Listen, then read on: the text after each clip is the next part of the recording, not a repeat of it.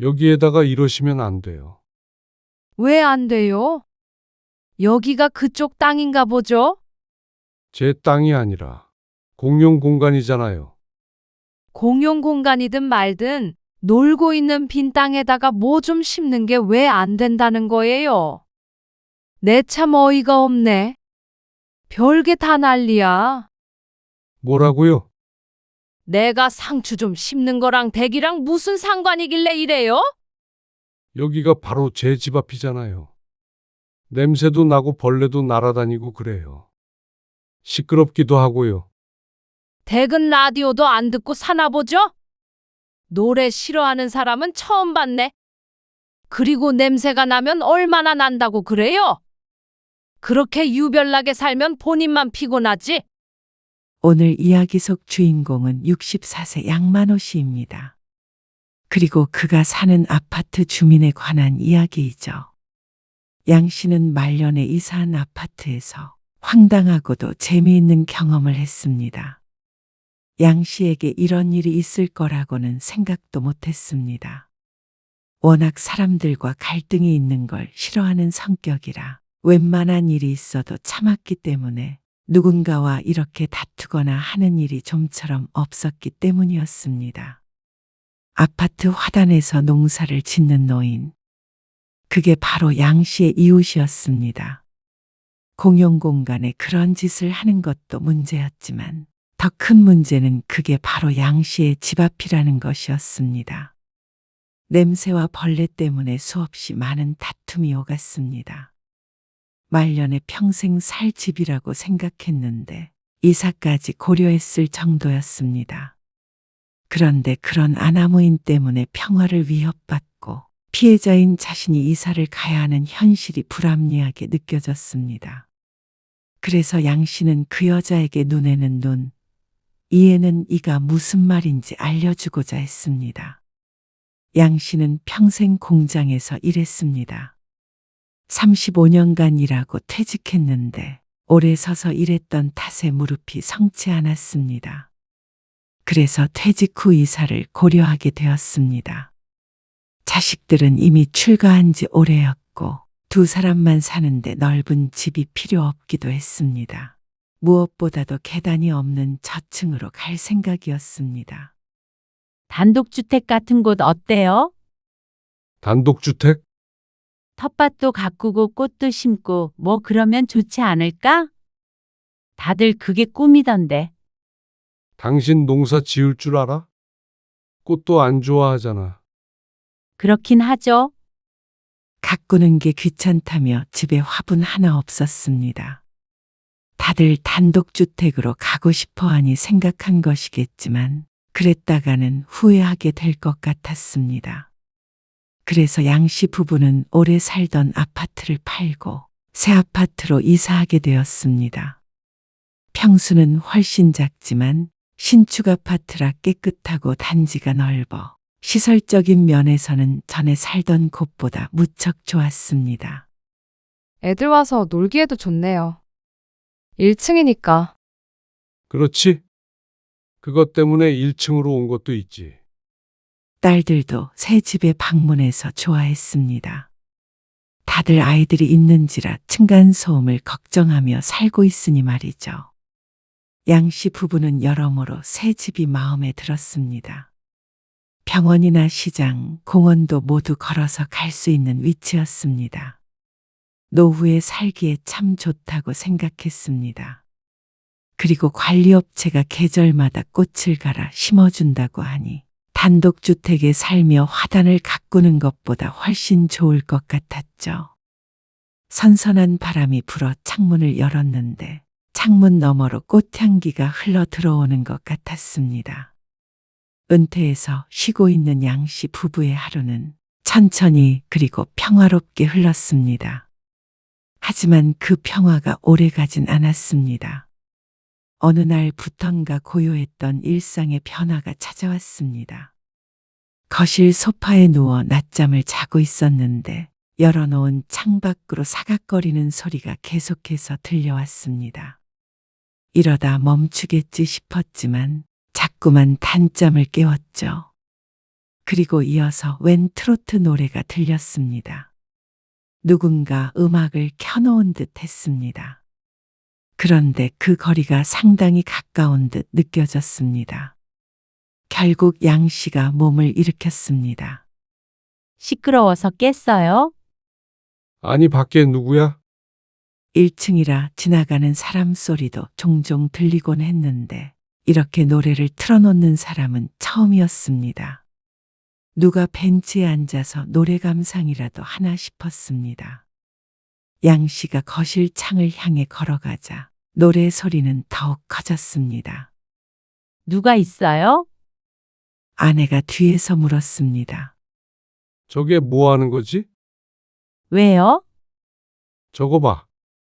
누가 농사를 짓고 있는데. 농사요? 아내가 깜짝 놀라며 옆으로 다가왔습니다. 양 씨도 처음 보는 광경에 헛웃음을 짓고 있었습니다. 창밖으로 내다보니 회색 등산 모자에 꽃무늬 장갑을 낀 노부인이 화단 한 켠을 넓게 파헤치고 있었습니다. 그리고 그 옆에는 모종 상자, 삽, 호스까지 있었습니다. 꽃 심는 거 아닐까요? 저 모종이 꽃이 아니잖아. 상추도 있고 방울토마토도 있는 것 같은데. 어머, 정말이네. 공용 공간에 저래도 되나 모르겠어. 허락을 받았나?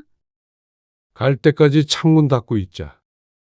양 씨의 집 바로 앞에 있는 공간이라 조금만 목소리를 키우면 들릴 것 같았지만 양 씨는 괜한 분란을 만들지 말자 싶어서 창을 닫았습니다. 그런데 며칠째 날씨가 좋음에도 불구하고 양 씨는 창문을 열고 지낼 수가 없었습니다. 아이고, 이게 무슨 냄새야? 문을 여는 순간 코를 찌르는 퀴퀴한 냄새가 확 들이닥쳤습니다. 웬 축사 냄새 같은 게 나는데? 이 근처에 축사가 있을 리가 없지. 그럼 이게 무슨 똥 냄새야? 아내도 코를 틀어막고 있었는데 그만큼 냄새가 지독했습니다. 지나가며 맡았다면 참을 만한 정도였는데 꼭 누가 집 앞에다가 똥을 뿌려놓은 것 마냥 은은하게 풍겨오는 악취가 사라지지 않았죠. 누가 강아지 산책시키고 뒤처리를 안 했나 보다. 그런데 그게 아니었습니다. 며칠이 지나도 냄새가 사라지지 않았습니다. 이게 개똥 냄새가 아니야. 그럼 뭔데요? 그 사람 있잖아. 여기에 농사 짓던. 그 사람이 비료를 뿌린 것 같은데. 비료를? 냄새의 정체는 화단에 만들어 놓은 텃밭에 뿌린 비료였습니다. 그걸 집 앞에다가 뿌려놓으니 냄새가 안 날 수가 없었죠. 날씨가 창문을 열고 생활하면 딱 좋은 때였습니다. 창을 닫으면 조금 덥고 에어컨을 켜는 날씨는 더욱 아니었죠. 같은 아파트 주민인 것 같아서 따로 말을 하지는 않았는데 점점 도가 지나쳐 가고 있었습니다. 오죽했으면 딸들도 손주들과 놀러와서 코를 틀어막았을 정도였습니다. 아니, 자꾸 집에 날파리가 돌아다녀요. 그러게. 계속 보이네. 저것 때문 아닐까? 아내의 말에 창밖을 보자 텃밭에 웬 과일 껍질 같은 걸 뿌려놓았습니다. 자기 밭이라고 음식물을 버려놓은 것인지 혹은 그게 농작물에 좋은 것인지는 알 수 없었지만 어쨌거나 범인은 텃밭 주인인 것 같았습니다. 농사를 짓는 것까지는 100번 양보해서 눈 감는다 치지만 양 씨의 피해가 컸습니다. 어쩜 이렇게 배려가 없는 사람이 다 있나 싶었습니다. 그리고 물을 뿌리기 위해 연결한 호스는 도대체 어디에서부터 물을 끌어오고 있는지 몰랐습니다. 또 언제 꽂아놓은 건지 모를 표지판 같은 게 세워져 있었습니다. 나무 기둥과 판을 덧대어 매직으로 쓴 듯 했습니다. 건드리지 마시오라고 써 있었는데 기가 찼습니다. 그렇다고 관리실에다 말했다가는 이웃 간의 감정만 상할 것 같아서 일단은 참자 싶었습니다. 그러던 어느 날 양 씨가 여자와 딱 마주치게 되었습니다. 이른 저녁 식사를 하고 해가 뉘엿뉘엿 지고 있을 때였습니다. 바깥이 무척 선선해 보여서 오랜만에 창문을 열었죠. 그러자 또 트로트 노래 소리가 들어왔습니다. 차분한 음악이라도 바깥에서 계속 들리면 신경이 쓰일 텐데 쨍그랑 소리가 자꾸만 들려오는 통에 괴로웠습니다. 양 씨는 도저히 못 참고 말을 걸었습니다. 냄새와 소음의 스트레스가 이만저만이 아니었습니다. 저기요. 큰 소리로 불렀다고 생각했지만 여자는 쳐다보지 않았습니다. 먼 거리가 아니었는데 말이죠. 저기요. 이봐요. 재차 부르자 힐끔 양 씨를 쳐다보는 여자. 비료 냄새가 심해서요. 노래 소리도 그렇고. 여기가 바로 저희 집 앞이라 조금만 신경 써주시면 감사하겠습니다. 거기가 그쪽 집이지. 이 땅이 그쪽 땅은 아니잖아요. 네? 남의 일에 참견하지 말라고요. 여기에다가 이러시면 안 돼요. 왜 안 돼요? 여기가 그쪽 땅인가 보죠? 제 땅이 아니라 공용 공간이잖아요. 공용 공간이든 말든 놀고 있는 빈 땅에다가 뭐 좀 심는 게 왜 안 된다는 거예요? 내 참 어이가 없네. 별게 다 난리야. 뭐라고요? 무척 공격적인 여자의 말에 어처구니가 없었습니다. 그런데 적반하장이 따로 없었습니다. 내가 상추 좀 심는 거랑 댁이랑 무슨 상관이길래 이래요? 여기가 바로 제 집 앞이잖아요. 냄새도 나고 벌레도 날아다니고 그래요. 시끄럽기도 하고요. 라디오도 안 듣고 사나 보죠? 노래 싫어하는 사람은 처음 봤네. 그리고 냄새가 나면 얼마나 난다고 그래요? 그렇게 유별나게 살면 본인만 피곤하지? 대화가 되지 않는 여자였습니다. 교양이라고는 눈꼽만큼도 없어 보였습니다. 잘못은 자신이 해놓고는 오히려 양 씨를 나무라는 게 기가 찼죠. 다 같이 사는 아파트에서 그러시면 안 되죠. 다 같이 사는 곳이니까 댁도 이해를 하고 살면 되잖아요. 냄새가 심하다니까요. 비료라도 안 뿌리면 모를까. 비료를 안 뿌리고 농사를 어떻게 지어요? 아이고, 냄새 나면 창문을 닫을 것이지. 궁시렁거리면서 할 일은 다 하는 여자. 더는 말을 이어갈 수가 없었습니다. 그날 저녁 양 씨는 관리실에 첫 민원을 남겼습니다. 그리고 이튿날 관리사무소에서 나와 텃밭을 살폈습니다. 아, 이거 누가 이런 거지? 곤란한데. 누군지 보셨어요? 모자를 써서 얼굴은 잘은 못 보고 여자분이시던데. 그래요? 이건 저희가 조치를 하겠습니다. 그리고 이튿날 관리실에서 밭에 세워져 있던 표지판 위에 안내문을 붙여놨습니다. 자진 철거 요청이라는 제목과 함께 아파트 관리 규정에 관한 내용이 적혀 있었습니다. 그런데 또 그 다음 날 보니 안내문이 흔적도 없이 사라져 있었습니다. 바람이 불거나 비가 온 것도 아닌데 누군가 뗀 것이 분명했죠. 그리고 그건 곧바로 알 수 있었습니다. 여자가 양 씨의 집 문을 두드렸기 때문이었습니다. 별것도 아닌 거 가지고 난리치지 말라고요. 그쪽이 붙여놨어요. 무슨 금지 어쩌고 하는 거. 관리실에서 붙인 거예요. 그쪽이 이러쿵 저러쿵 했으니까 붙였겠죠. 그 말은 틀리지 않아서 대답하지 않고 잠자코 있자 여자가 콧방귀를 끼며 말했습니다. 참, 나이 먹고 할 일이 없나 보네요. 심심하면 나가서 일을 하세요. 이보세요. 말 조심하세요. 내 말이 틀려요? 종일 집에만 있으니까 자꾸 시끄럽다 그러고 냄새 난다고 그런 거 아니에요. 딱 보니까 나보다 나이도 덜 먹은 것 같은데? 세상 그렇게 사는 거 아니에요. 서로 배려하면서 살아야지. 배려요? 지금 누가 배려를 안 한다는 겁니까? 아, 모르겠고. 다시 한번 내 텃밭 가지고 이래라 저래라 하면 나도 못 참아요. 곧 관리실에서 조치한다고 했습니다. 뭐라고요? 당신 내 텃밭에 손 대면 가만히 안 있어. 내가 여기에 얼마나 정성 들였는 줄이나 알아? 끝내는 반말을 하면서 악질러대는 통에 양 씨는 고개를 절레절레 저었습니다. 이렇게 집까지 찾아와서 위협을 하는 걸 보면 정신이 똑바로 박힌 사람은 아닌 것 같았습니다. 개인적으로 엮이지 않는 게 상책이었고 관리실이 처리를 해줄 때까지 기다리는 게 상책이었습니다. 앞으로 이렇게 찾아오지 마세요. 대기 가만히 있으면 나도 올 일 없어. 문을 닫고서도 속에서 화가 치미는 기분이었습니다.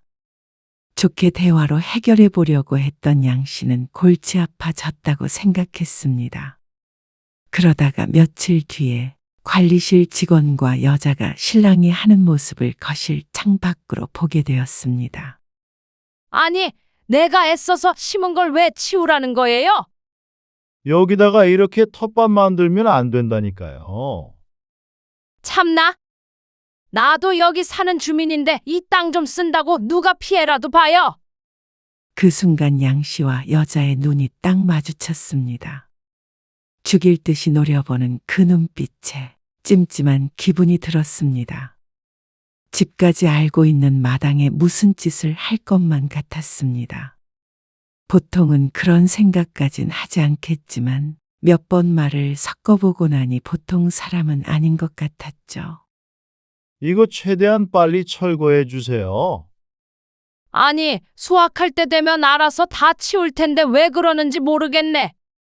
주변에서 피해가 있어요. 그리고 이렇게 다른 분들도 다 농사 짓고 하다 보면 단지가 어떻게 되겠어요? 세상 인심 참 각박하다. 각박해. 각박한 게 아니고요. 백날 꽃만 심어대면 뭐하나? 먹지도 못하는 거. 안 돼요. 그리고 백이동 백이로 사시지 않으세요? 아니, 근데 그 앞에도 공간이 있는데 왜 남의 집 앞에다가 이러시는지 모르겠네. 관리실 직원의 말을 들으니 황당함이 더 컸습니다. 바로 옆동에 사는 사람인 듯 했습니다. 그리고 양 씨도 101호에 살았는데 같은 라인의 구조가 똑같았죠. 그렇다면 자기 집 앞은 냅두고 굳이 양 씨의 집 앞에 농사를 짓는 이유는 명확했습니다. 이렇게 이기적인 사람이 다 있는지 어이가 없었습니다. 그리고 다음 날 비 오는 소리에 창밖을 쳐다보았습니다. 웬 흰 비가 내려? 황당해하는 아내의 목소리에 양 씨도 창가로 가보았는데 정말로 창문에 흰색 물이 뚝뚝 떨어지고 있었습니다. 그러다가 갑자기 멈추었죠. 잠시 지켜보던 양 씨가 창문을 열어보자 여자가 보였습니다. 그리고 등에는 웬 농약통 같은 걸 메고 있었습니다. 그리고 연결되어 있는 막대는 양 씨의 창을 향하고 있었죠. 이봐요. 지금 뭐 한 거예요? 농약 뿌린 겁니까? 아이고, 손이 미끄러졌네. 제정신이 아니네. 중얼거리는 양 씨의 말을 듣고도 콧웃음을 치며 뒤돌아 가버리는 여자. 여보, 진짜 이상한 사람 같으니까 그냥 냅둬요. 창문은 닫고 지내면 되지. 아니, 남의 집에서 저게 무슨 짓인지 모르겠네. 추워지면 안 그러겠지? 그런데 그날 이후로도 관리실 직원과 다퉈가며 버텼습니다. 나중에는 관리실 직원도 포기를 한 것 같았습니다. 아무래도 입주민과 계속해서 다투는 게 부담스러운 듯 보였습니다. 그리고 철거를 하겠다고 말만이라도 하니 강제로 철거하기에도 힘들었죠. 그렇게 시간은 갔습니다. 여름 초입 방울토마토가 빨갛게 익었습니다. 그리고 여자는 양 씨를 놀리는 것처럼 날마다 노래를 크게 틀면서 텃밭을 가꾸었습니다. 우연히 마주친 2층 사람은 그 여자를 건드리지 않는 게 상책이라고 했습니다. 아주 거칠다면서 말이죠. 양 씨도 혼자만 있다면 모를까. 아내까지 있으니 참을 만큼 참자 싶었습니다. 혹여나 해코지를 할까 봐서였습니다. 그러던 어느 날 여자가 또다시 양 씨의 집 문을 두드렸습니다. 멀쩡한 초인종을 놔두고 왜 자꾸 문을 쾅쾅 치는지 모를 일이었습니다. 무슨 일이세요? 당신이지? 네? 내 방울토마토 따먹은 거 말이야. 무슨 말씀 하시는지. 내가 건들면 가만히 안 둔다고 했어, 안 했어? 이보세요. 말을 좀 알아듣게 하셔야죠. 다짜고짜 찾아와서 이게 무슨 예의예요? 예의. 그러는 그쪽은 그렇게 예의가 있어서 남이 정성껏 농사 지은 걸 도둑 새끼 마냥 따먹어. 누가 따갔는지는 모르겠지만 저는 아니에요. 이것 봐, 발뺌할 줄 알았지? 아니라니까요. 그러면 내가 지금 집에 들어가서 내 방울토마토 있는지 없는지 확인해봐. 지금 그게 말이 되는 소리예요? 나 참, 저희 아니니까 다른 데다 물어보세요. 이놈, 한 번만 더 따먹으면 가만히 안 둬. 씩씩거리면서 돌아가는 여자를 보고는 얼이 빠져 있었습니다. 정말로 2층 여자의 말이 맞는 듯 했습니다. 이러니 관리실 직원도 학을 뗀 것이겠죠. 그런데 양 씨는 며칠 동안 생각에 잠겼습니다. 이렇게 넘어가면 다음에는 또 뭘 심을지 모를 일이었습니다. 아무도 못 말린다면 다음에도 그 다음해에도 양 씨는 창문 한 번 못 열어보게 생겼죠. 그리고 계속해서 여자와 마주쳐야 한다는 게 너무 싫었습니다. 늦은 밤 창밖으로 보이는 탱글탱글한 방울토마토를 한참 지켜보던 양 씨는 그 순간 이상한 오기가 솟았습니다. 여보, 방울토마토 먹고 싶지 않아? 방울토마토? 맛있지? 그래? 잠깐만 기다려봐. 당신 어디 가요? 양 씨는 건물을 돌아 나가 베란다 앞쪽으로 향했습니다. 옆구리에는 바구니도 하나 있었습니다. 그러고 나서 주변을 두리번거렸죠. 10분쯤 지났을까. 양 씨는 의기양양하게 집으로 돌아왔습니다. 이게 다 뭐예요? 어머나, 바구니에 가득 들어있는 방울토마토를 보고 아내가 깜짝 놀랐습니다. 아, 오다가 요 앞에서 주웠어. 말 그대로였습니다. 집 앞에서 주었죠. 여보. 그러다 들키면 어쩌려고 그래요? 주인이 가만히 안 있을 텐데. 아파트에 열린 방울토마토의 주인이 어디 있어? 따지고 보면 주민 모두가 먹을 수 있는 거 아니야? 그래도 얼른 먹으라니까 그러네. 양씨 부부는 그날 따온 방울토마토를 몽땅 먹어버렸습니다. 그리고 다음날 낮에 여자의 목소리가 쩌렁쩌렁하게 울렸습니다. 이거 누구야? 누가 내 방울토마토를 먹었어? 양씨는 그 목소리에 피식 웃고 말았습니다. 이봐, 101호. 당신이지? 자신을 부르는 소리에 양씨가 거실 창을 열고 대꾸했습니다. 왜요? 뭐가 없어졌나 보죠? 씩씩거리는 여자를 보며 애써 웃음을 참았습니다. 너무한 거 아니야? 어떻게 남의 것을 훔칠 수가 있어?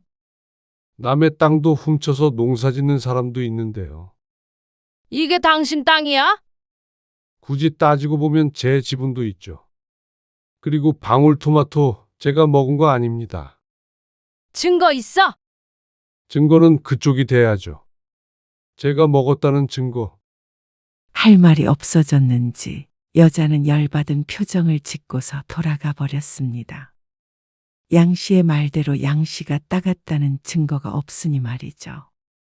그리고 관리실을 통해 들으니 여자가 CCTV를 보여달라고 했다고 했습니다. 하지만 그쪽까지 비추는 카메라는 없었죠. 여자에게는 안타까운 일이었습니다. 그리고 다음 날 보니 텃밭 주변으로 망이 쳐져 있었습니다. 어설프게 둘러진 담장의 양 씨는 혀를 찼습니다. 보기도 좋지 않았고 이게 뭐하는 짓인가 싶었죠. 양 씨는 늦은 밤 또다시 그 옆에 심어져 있던 상추도 한아름 따먹었습니다. 집 앞이다 보니 아주 쉬웠습니다.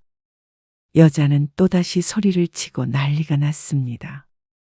하지만 삼겹살과 함께 양씨 부부의 뱃속으로 들어가 버린 상추의 흔적을 여자가 찾아낼 수 있을 리 만무했습니다. 그러자 텃밭 옆에는 카메라 같은 게 설치되었습니다. 그리고 감시 중이라는 스티커가 붙어 있었는데 누가 보아도 장난감 같았습니다. 여보, 이제 그만하지? 오늘은 또 뭘 따볼까? 양 씨는 모형 카메라도 아랑곳하지 않고 슬리퍼를 끌고 나가 산책하듯 텃밭을 오갔습니다. 텃밭을 가려놓은 가림막은 양 씨에게는 아무 소용이 없는 것이었죠. 소리에서 먹으니까 더 맛있지 않아? 나중에 양 씨는 냄새고 뭐고 즐기기로 했습니다. 창문 닫고 사는 대가로 이 정도는 받아도 된다고 생각했습니다. 그리고 그날 밤도 양 씨는 토마토 하나를 또 집어 입에 넣었습니다. 조심스레 줄기를 잡고 빨간 것 하나를 딱 입에 넣자 과즙이 터졌습니다. 몇 달간 스트레스 받았던 것을 떠올리면 더욱 달콤한 것이었습니다. 그런데 등 뒤에서 휙 불빛이 번쩍 지나갔습니다. 그러다가 양 씨의 초점이 맞춰진 빛에 양 씨는 인상을 찡그렸습니다. 여자가 어둠 속에서 외쳤습니다. 이 도둑놈! 잡았다! 아이 깜짝이야. 역시 네 놈이었지? 내가 이럴 줄 알고 기다리고 있었다. 아이고 다들 자는데 시끄럽게 소리를 지르세요. 도둑놈이 말이 많네. 도둑이라니요? 제가 뭘 훔치던가요? 내 방울토마토 훔쳤잖아. 제 집 앞에 있는데 왜 당신 방울토마토라고 하는 거죠? 내가 길렀어. 그리고 아무리 남의 땅에다가 지었어도 농작물은 함부로 건들면 안 되는 거 몰라? 내가 다 알아봤어. 그러면 제가 도둑이라고 했는데 경찰이든 누구든 불러서 한번 잘잘못을 따져볼까요? 그러자 또 말문이 막힌 것 같았습니다. 그렇다면 자신도 잘못될 수 있다는 사실을 인지는 하고 있는 모양이었습니다. 당연했습니다. 공공 화단을 훼손했으니 손해배상을 해야 할지도 몰랐습니다. 이런 악랄한. 악랄한 게 누군지 어이가 없었습니다. 한 번만 더 먹으면 같이 콩밥 먹는 한이 있더라도 경찰 부를 거야. 애써 잠복한 보람도 없이 여자는 뒤돌아갔습니다. 이 정도까지 했으면 더럽게 치사해서라도 농사를 안 지을 텐데 참 끈질겼습니다. 좀 더 단단하게 울타리를 쳐버린 여자. 이 정도 정성이면 차라리 주말 농장을 얻어서 짓지 하는 생각이 들었습니다. 하지만 양 씨도 계속 이렇게 살 생각은 없었습니다. 방울토마토나 상추 같은 건 사 먹으면 그만이었습니다. 여자를 골탕 먹이기 위해 따오기는 했지만 그렇다고 평화로운 노후를 방해받을 생각은 전혀 없었죠. 여보, 왔나 봐. 또다시 들려오는 트로트 소리. 창문을 열자 콧노래를 부르며 텃밭에 과일 껍질을 버리고 있는 여자가 보였습니다. 그리고 양 씨는 양동이에 받아둔 물을 뿌렸죠. 여자를 향해 확 끼얹자 여자가 비명을 질렀습니다. 아이고 창문 앞에 누가 있었나 보네. 이봐. 당신 미쳤어? 아니 그러게 왜 남의 집 앞에 계세요? 이렇게 사람한테 물을 뿌려도 되는 거야? 내가 진짜 가만히 안 있을 거야? 그러더니 여자는 관리실 직원을 데리고 왔습니다. 경비 아저씨까지 총출동이었습니다. 이 사람이 나한테 물을 뿌렸다고? 아니, 그러게 왜 거기 계셨어요? 그런데 직원조차 여자의 편이 아니었습니다. 날이 더워서 집 앞에 물 좀 뿌린다는 게 하필이면 화단에 사람이 서 있을 줄 누가 알았겠어요. 알죠, 이해해요. 보통 거기는 아무도 안 들어가시니까. 지금 장난해요? 이제 이렇게 농사 짓지 마세요. 저희가 누차 말씀드렸잖아요. 다른 데서도 민원 들어왔어요. 그래서 안 그래도 연락 드리려고 했어요. 공용화단에 무단으로 경작하시면 안 돼요. 그리고 이거, 호스 이것도 어디서 물 빼오시는 거예요.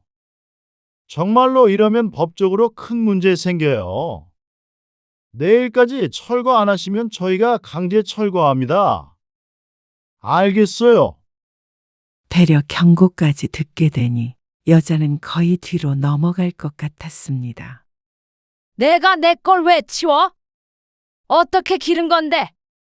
가만히 듣고 있던 관리소장은 조용히 말했습니다. 어르신, 벌써 몇 차례 경고 기록이 있어요. 회의도 거쳤고요. 내일 절차대로 할 테니까 그 전에 전부 치우세요. 그리고 수도 쓰신 부분이랑은 조사하고 있으니까 그것도 알고 계시고요. 아니, 내가 조용히 농사만 짓겠다는데 이 양반이 자꾸 딴지를 걸어서. 끝까지 양씨 탓을 하는 여자.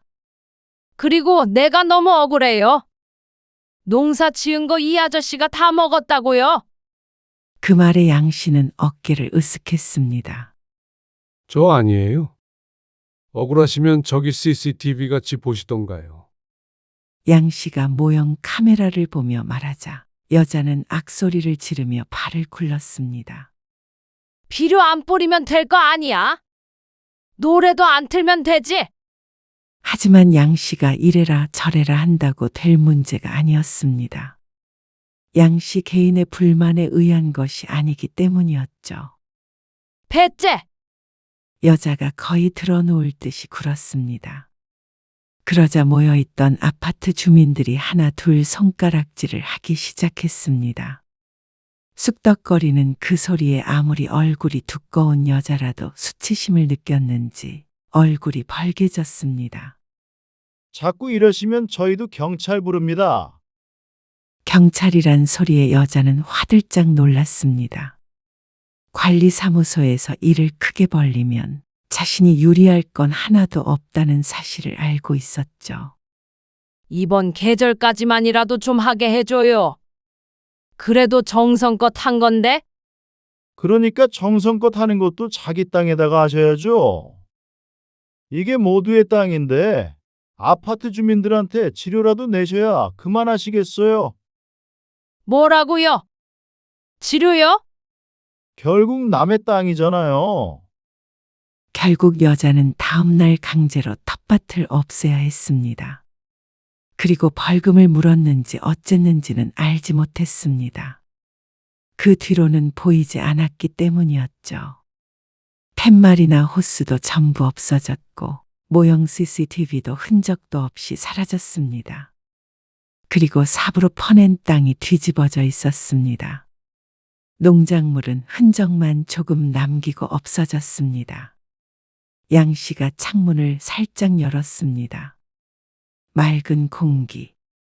흙냄새는 나지만 퀴퀴하지는 않았습니다.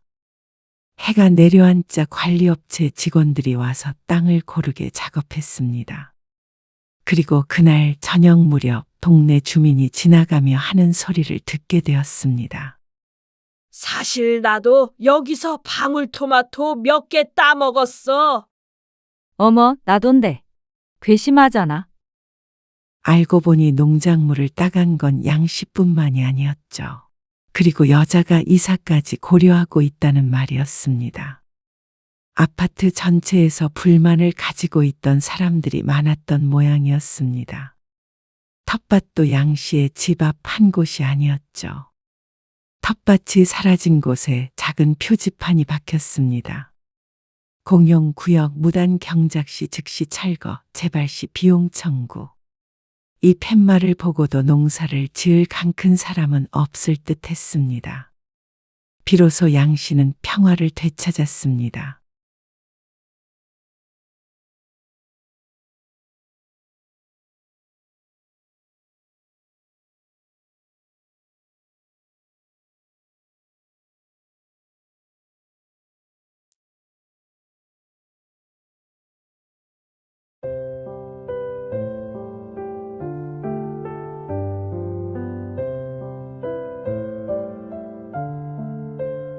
그래서 지금 제주도에 가겠다는 말이야? 그러면 비행기랑 숙소랑 다 예약을 해놨는데 취소해.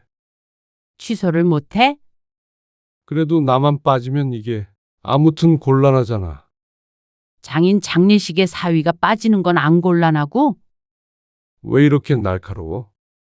근데 그 장례를 좀 미루는 건 어렵겠지?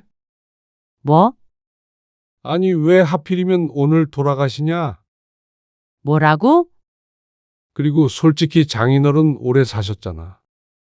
젊어서 갑자기 돌아가신 것도 아니고 말이야. 갑자기 돌아가신 게 아니고 오래 사셨으니까 장례식 같은 거는 안 가도 된다는 말이야? 아, 그런 소리가 아니잖아. 나도 입장이 곤란하니까 하는 소리잖아. 당신도 그렇게 난리칠 거 없다는 말이지? 오늘 이야기 속 주인공은 60세 백상희 씨입니다. 그리고 그녀의 남편에 관한 이야기이죠. 백 씨는 이만 30년 넘는 결혼 생활을 정리하고자 했습니다. 이만큼 참고 살았으면 그냥 살아라 라고 말하는 사람들도 있었지만 남은 30년을 이렇게 산다고 하면 끔찍했습니다. 어떻게 가장 내 편이 되어야 하는 사람이 이토록 증오스러워질 수 있나 싶었습니다. 은퇴 후 알콩달콩 사는 노후까지는 아니더라도 동반자로서 서로 존중하며 그렇게 살고자 했습니다. 하지만 남편과는 도저히 그게 되지 않았습니다. 그러다가 백 씨의 친정아버지가 돌아가셨을 때조차 오지 않은 남편. 남보다도 소한 사이였습니다. 마음에 걸리는 자식이 있는 것도 아닌데 이렇게 살아서 무슨 의미가 있나 싶었죠. 그러면서 은퇴 후 온갖 수발은 다 들라는 남편. 백 씨는 그렇게 살고 싶지 않아졌습니다. 이런 이기적이고 한심한 남편과는 마지막 작별 인사를 할 생각이었습니다. 백 씨는 딸이 하나 있었습니다. 어느 순간 가정일에 무심했던 남편 탓에 자식을 위안 삼아 살았지만 그것도 딸이 어렸을 때나 가능한 일이었습니다. 딸이 결혼을 하게 되면서부터는 조금 멀어지게 되었고 결혼 후에 사위를 따라서 미국에서 살게 된 뒤로부터는 보고 싶어도 쉽게 볼 수 없는 사이가 되었습니다. 나이 들어 남편과 사이좋게 잘 살면 참 좋았을 텐데 백 씨 부부는 그게 잘 되지 않았습니다. 이번에는 좀 안 가면 안 되는 거야? 어머니가 살면 얼마나 사신다고 그래. 그 얘기만 벌써 몇 년째야. 건강히 잘 살고 계시는데 왜 자꾸 그런 말을 해? 어쨌거나 명절이면 가족들 보러 가야 할 거 아니야. 우리 나이가 몇인데 아직까지 명절에 가서 일을 해야 해. 가면 당신이 무슨 일을 한다고 그래? 사람이 그렇게 많은데. 명절이 다가오는 어느 날, 그리고 백 씨가 60이 되기 전 어느 날, 남편이 모르는 소리를 태연하게도 내뱉었습니다. 결혼하고 나서부터 명절에 고된 노동을 안 한 적이 없었는데 마치 백 씨가 여태 아무 일도 한 적이 없는 것처럼 말이죠. 아, 형수님 계시고. 누나들도 있잖아. 형님이 설거지라도 하는 거 본 적이 있어? 그리고 고모들이 무슨 일을 한다는 거야? 다 내가 하지? 아이고, 그거 좀 하면 어때? 1년에 몇 번이나 된다고. 갑작스레 말을 바꾸는 남편. 어쨌거나 남편에겐 명절은 오랜만에 부모 형제를 만나는 반가운 날일 뿐이었습니다. 백 씨에게나 무서운 날이고 말이죠. 50대를 넘어 60대를 바라보는 나이까지도 시집 식구들은 유별났습니다. 이제는 자식들의 인사를 받을 나이가 됐지만 여전히 시골에 다 같이 모여 놀고 먹었습니다. 그리고 둘째 며느리인 백 씨는 나이를 먹고도 시집에서 명절 음식을 하고 설거지 지옥에 빠져야 했습니다. 백 씨의 친정은 발길도 못한 지 오래였습니다. 그러면 시집에 들렸다가 우리 아버지도 좀 보러 가자. 뭐? 장인어른? 백 씨의 말에 남편인 인상을 팍 찡그렸습니다. 백 씨가 이 나이가 되어도 시집이 불편하듯이 백 씨의 남편은 아직까지도 장인이라면 못내 불편한 표정을 지었습니다. 꼭 가야 해? 처제 있잖아. 작년에도 그래서 안 갔잖아. 나도 아버지 보고 싶어. 다 큰딸이 무슨 아버지가 보고 싶다고. 그러는 자신은 다 큰 아들이 무슨 어머니가 보고 싶다고 그렇게 매년 3-4번씩 하는 것인지. 그러면 당신 혼자 다녀오던지 해. 어머님도 내가 보고 싶으시겠어? 당신만 보고 싶지? 야, 어떻게 명절에 나 혼자 가냐? 다들 뭐라고 생각하겠어? 뭘 뭐라고 생각해? 그냥 혼자 왔나 보다 하겠지? 이혼한 것도 아니고 며느리가 명절에 시집에 안 가는 걸 누가 이해하냐? 말이 되는 소리를 해. 말이 안 될 건 또 뭔지 몰랐습니다. 젊은 새댁도 아니고 백 씨도 곧 손주를 볼 나이였는데 말이죠. 같이 가봤자 백 씨는 일밖에 하는 게 없었습니다. 오랜만에 보고 싶은 시집 식구들도 없었죠. 남편은 일꾼을 데리고 가고 싶은 것 같았습니다. 본인은 손 하나 까딱하지 않으면서 내가 식모 1명 데리고 왔어 하고 싶은 듯 했죠. 하지만 또 그렇게 따졌다가는 또 한바탕 난리가 날 테니 말을 아꼈습니다. 할 말이 없어서 안 하는 것은 아니었습니다. 수십 년간 지독히도 다퉈왔던 문제였지만 결코 백 씨의 뜻대로 된 적이 없는 문제이기도 했습니다. 어머님, 저희 왔어요. 왔냐? 90이 넘은 시어머니는 아직도 정정했습니다. 그리고 시집살이도 여전했습니다. 얼른 설거지를 해야 다음 식구가 밥을 먹을 거 아니냐. 네. 하고 있어요. 손이 느려가지고. 그리고 시집 사람들은 어찌나 단합력이 좋던지 멀리 사는 시누이까지 친정이라고 꼭 찾아왔습니다. 근처에 살고 있는 조카들까지 오면 시골집이 북적북적했습니다. 그리고 그 입으로 들어가는 것은 전부 백 씨의 손에서 나왔고 다 먹고 난 뒤치다꺼리를 하는 것도 전부 백 씨의 몫이었습니다. 큰 동서가 하나 있지만 시어머니보다도 독하게 백 씨를 부려먹었으니 말이죠. 내년부터는 나도 친정 갈 거야. 또 그 소리야? 모두들 잠든 새벽. 사방에서 드르렁 코고는 소리를 들으며 백 씨가 남편에게 속삭였습니다. 시누이들도 나이든 친정엄마 언제까지 살지 모른다고 늘 찾아오는데 왜 자신은 성씨도 다른 이곳에서 식모 노릇을 하는지 몰랐습니다. 백 씨도 버젓이 친정이 있는데 말이죠. 당신은 오고 싶으면 혼자 와. 내년부터는 따로따로 다니면 되니까. 그러자 남편은 혀를 차며 뒤돌아 누웠습니다. 헛소리 말라는 듯한 행동에 울컥 화가 났지만 이미 마음은 먹었습니다. 이제는 무서울 게 뭐가 있나 싶었습니다. 그게 3년 전이었습니다. 다음 해 친정으로 갈 때는 남편과 지독히도 싸워야 했습니다. 같이 사내 안 사내 말까지 나왔을 정도였죠. 하지만 백 씨도 연로한 친정 아버지가 있었습니다. 그래서 결국엔 남편의 뜻을 꺾고 각자의 고향으로 가기로 정했습니다. 그리고 남편은 60대가 되며 퇴직을 하게 되었습니다. 퇴직만 하면 뭘 하자. 어떻게 살자 말도 많고 계획도 많았던 남편은 직장을 그만두고 나자 돌변했습니다. 부부가 함께 하는 시간보다는 혼자만의 자유시간에 푹 빠진 것처럼 보였습니다. 나 나갔다 올게.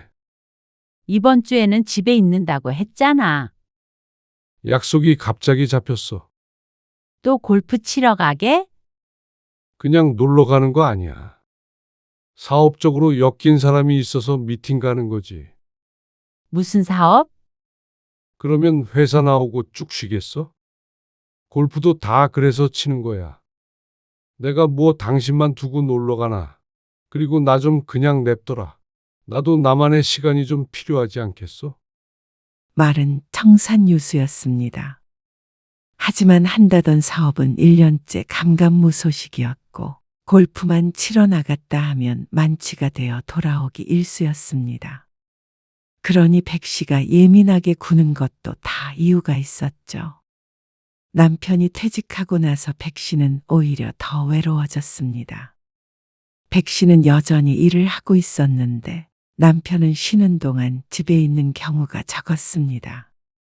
남들은 남편이 밥 차려달라고 안 해서 오히려 좋지 않느냐고 했지만 그것도 하루 이틀이지 밖으로만 나도는 남편을 보면 착잡할 때가 많았습니다. 그러던 어느 날이었습니다. 백 씨가 여동생으로부터 아버지의 입원 소식을 듣게 되었습니다. 아버지 상태가 많이 안 좋으신 거야?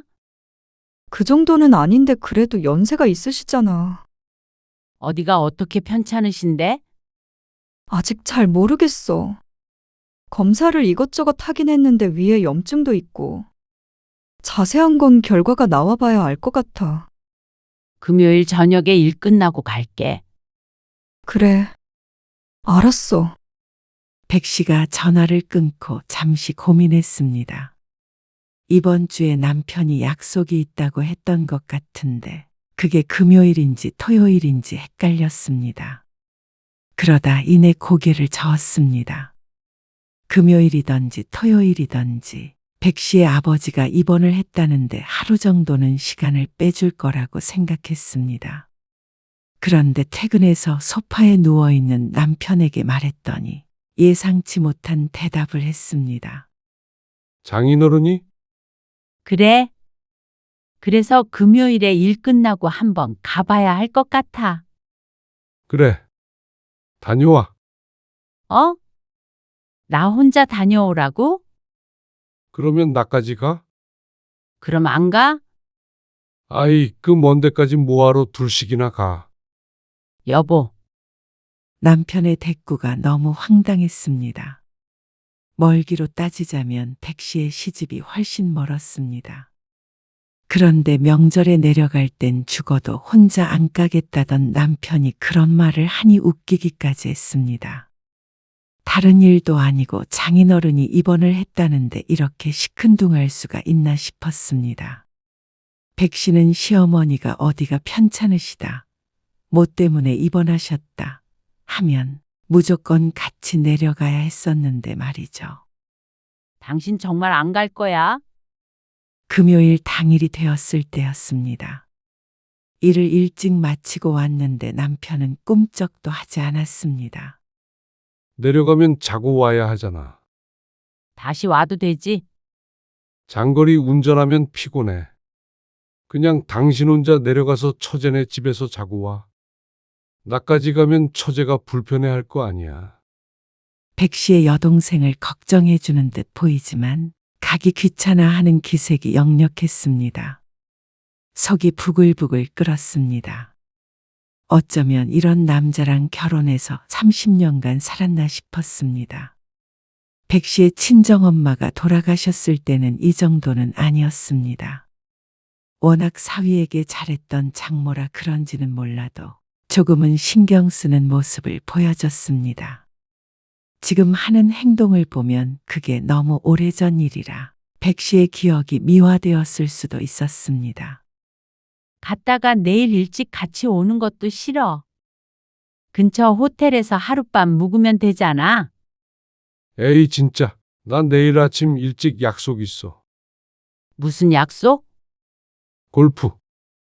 그러면 그렇지 하는 생각이 들었습니다. 운전 조심하고.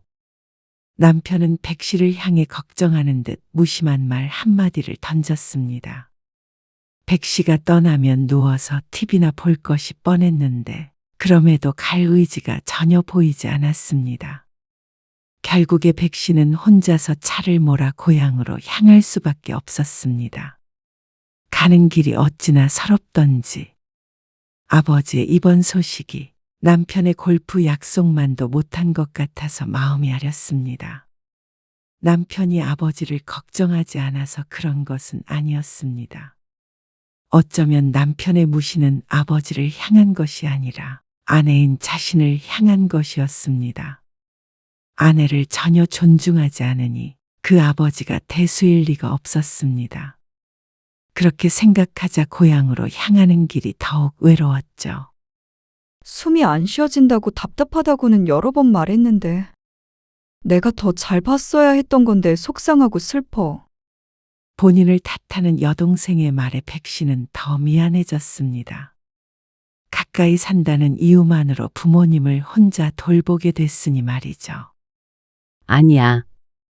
내가 신경을 많이 못 썼어. 너한테만 부담을 줘서 미안해. 부담은 무슨 내 아버진데. 그래도 아버지 아까 좋아하시는 거 봤지? 언니 온다고 그러니까 말은 안 해도 좋았나 봐. 내가 자주 올게. 바쁜데 뭘. 근데 형부도 바쁘지? 혼자 온 백 씨가 의아했던 것인지 여동생이 물었습니다. 바쁘지. 못 와서 미안해 했어. 사는 게 먼저지 뭐. 아버지 곧 퇴원하실 텐데. 퇴원하시기 전에 한 번 더 올 수 있으면 올게. 여동생은 금방 퇴원할 것처럼 이야기했지만 그 다음 주도 또 그 다음 주에도 아버지는 여전히 병원 침대에 누워 있었습니다. 백 씨는 주말마다 혼자 내려갔습니다.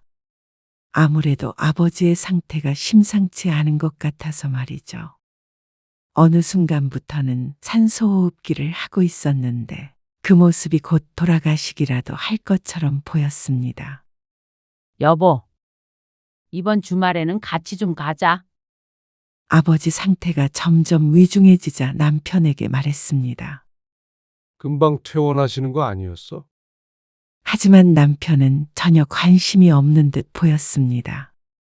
근래 들어서 집에 있는 때가 적었고 늘 밖으로만 나돌았습니다. 그래도 아버지가 위중하다는데 한 번은 같이 가줄 줄 알았습니다.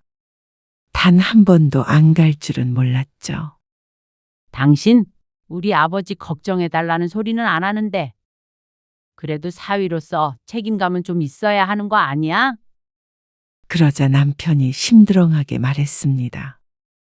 아니, 처제도 있고 그런데 왜 당신이 그렇게 난리야? 장인어른 연세가 있는데 편찮으실 때마다 갈 거야? 그러는 자신의 어머니 일이라면 발벗고 나서면서 참 서운하게 말했습니다. 백 씨는 남편에 관해서는 어느 정도 포기를 하게 되었습니다. 특히나 근래 들어서는 소통도 잘 되지 않는 남편은 같이 사는 남이나 마찬가지였습니다. 차라리 그렇게 생각하는 게 마음이 편했습니다. 그러다 아버지가 입원한 지 2달이 채 안 되었을 때 비보를 듣게 되었습니다. 뭐? 아버지가 여동생의 전화를 받고 정신이 하나도 없었습니다. 산소호흡기를 하고 있는 모습을 보고 어느 정도 마음의 준비를 했다고 생각했는데도 부모의 부골한 심장을 바닥으로 떨어뜨렸습니다. 아무리 나이를 먹었어도 그건 다르지 않았죠. 뭐야, 벌써 퇴근했어? 여보, 아버지가 돌아가셨대. 뭐? 장인어른이? 이번 소식에는 남편도 놀란 듯 했습니다. 백 씨는 황급히 짐을 쌌습니다. 당신 뭐해? 백 씨와는 다르게 남편은 꿈쩍도 하지 않았습니다. 처음에는 놀라서 그런가 싶었는데 남편이 어쩐지 쭈뼛거리는 듯 했습니다. 백 씨가 묻자 남편이 머뭇거리며 대답했습니다. 말했잖아. 오늘 나 제주도 간다고. 뭐? 아니, 골프 모임 있잖아. 친구들 여럿과 모임 같은 걸 하고 있는 건 알았습니다. 그리고 제주도 얘기를 꺼냈던 것도 기억하고 있었죠. 요즘 냉전 상태일 때가 많으니 크게 신경 쓰지 않았을 뿐이었습니다. 그런데 둘이서 진득하게 얘기를 나눴던 기억도 요새는 별로 없었기 때문에 잊고 있었죠. 그게 오늘이었다니. 하지만 그렇든 아니든 간에 제주도라는 단어가 지금 이 시점에서 나올 단어는 아니라고 생각했습니다. 오늘 가면 며칠 있다가 오는 거 아니야? 그렇지. 저녁 비행기로 간다는 남편. 원래대로라면 백 씨가 퇴근해서 집에 오면 없었을 거라는 말이었습니다. 이렇게 얼렁뚱땅 혼자서 여행을 가는 남편이 다 있나 싶었지만 지금 무엇보다 중요한 것은 백 씨의 아버지가 돌아가셨다는 사실이었죠. 백 씨는 짐을 챙기다 말고 남편을 지그시 쳐다보았습니다.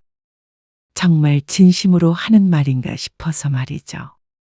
남편의 말은 꼭 장례를 불참하고 제주도에 가겠다는 말 같았습니다. 당신도 알지? 중현이 그 친구랑 같이 가는 거야. 누구랑 가는 게 지금 중요해?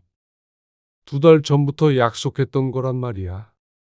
그래서 지금 제주도에 가겠다는 말이야? 그러면 비행기랑 숙소랑 다 예약을 해놨는데 취소해. 취소를 못해? 그래도 나만 빠지면 이게 아무튼 곤란하잖아. 장인 장례식에 사위가 빠지는 건 안 곤란하고? 왜 이렇게 날카로워? 계속되는 백 씨의 추궁에 남편도 기분이 상한 듯 인상을 썼습니다.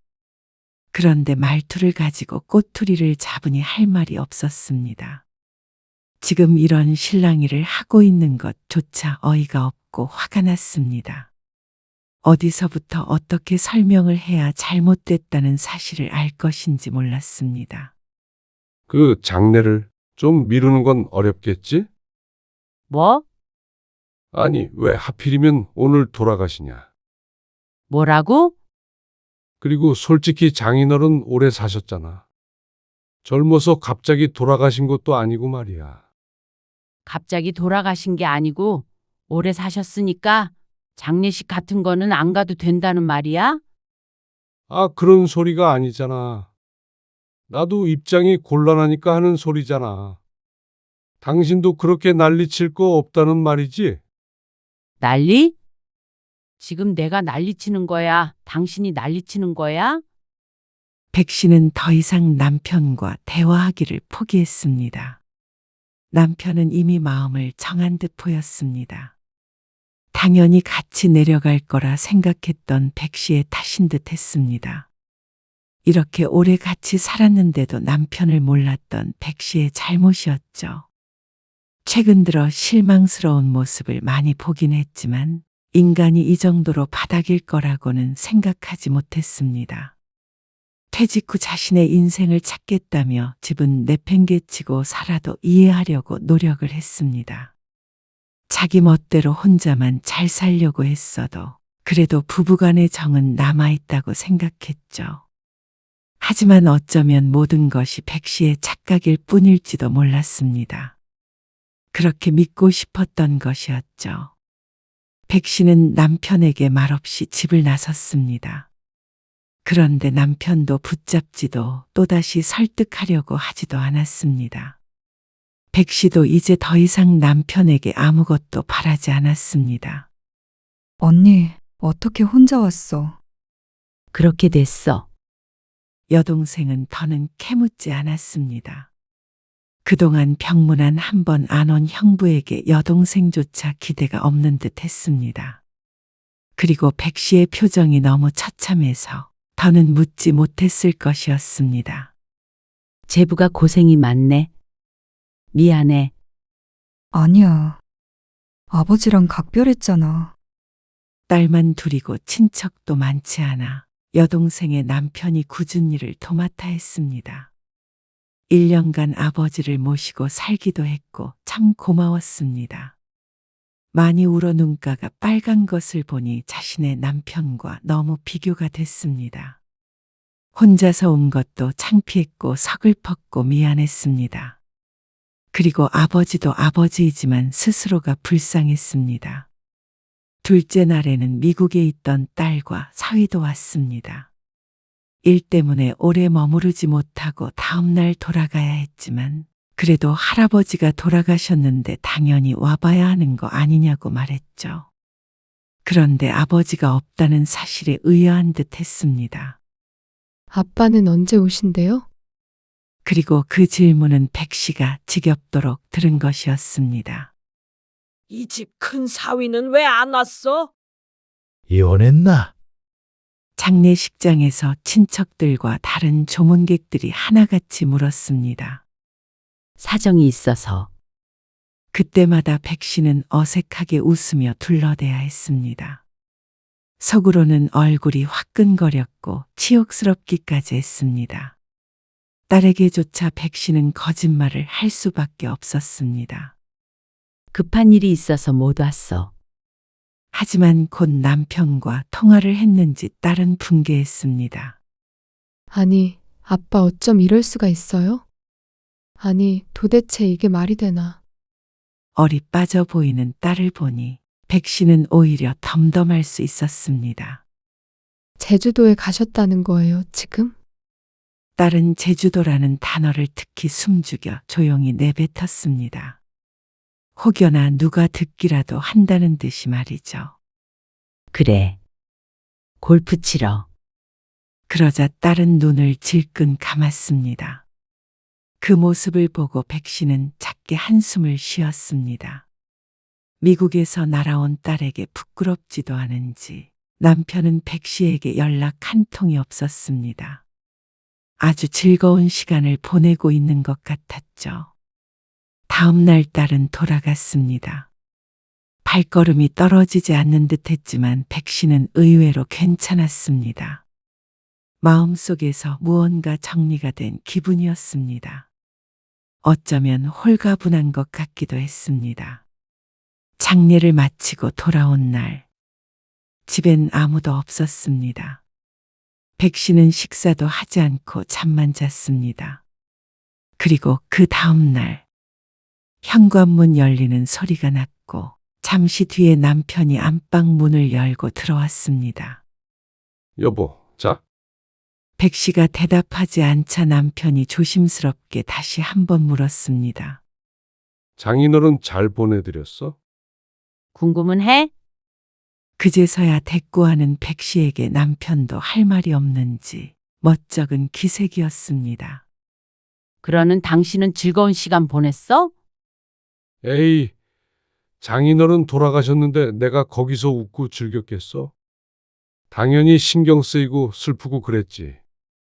상황이 어쩔 수가 없어서 간 거야. 제주도 여행을 누가 강제로 보냈어? 아니, 다 같이 가는 거니까. 그 사람들은 장인이 돌아가셔도 빠지면 안 된다고 그래? 그런 게 아니라. 아, 정말 이미 지나간 일 가지고 이럴 거야? 남편은 또다시 자기가 오히려 짜증이 난다는 듯이 말했습니다. 늘 이런 식이었습니다. 자신이 잘못해도 결국엔 그걸 따지는 백 씨의 잘못으로 만들어버렸습니다. 싸우다가도 일이 커지는 게 싫었던 백 씨는 더는 싫은 말을 하지 않았습니다. 하지만 그래서 남편이 이렇게 됐는지도 몰랐습니다. 자기 말만 맞고 남이야 어째되건 신경도 쓰지 않았습니다. 그런데 아무리 그런 성격인 건 알고 있었다고 하더라도 이건 도가 지나쳤습니다. 아내의 아버지가 돌아가셨는데 골프 여행을 가는 남편이라니. 이건 TV에도 나올 법한 이야기였습니다. 백 씨도 남의 이야기였다면 정말 실화가 맞는지 믿기 어려웠을 것 같았습니다. 야, 솔직히 너도 우리 집 제사 빠진 적 있어 없어? 한 문장에서 도대체 문제를 몇 개나 지적해야 할지 암담했습니다. 지금? 당신네 제사랑 우리 아버지 장례식이랑 비교를 해?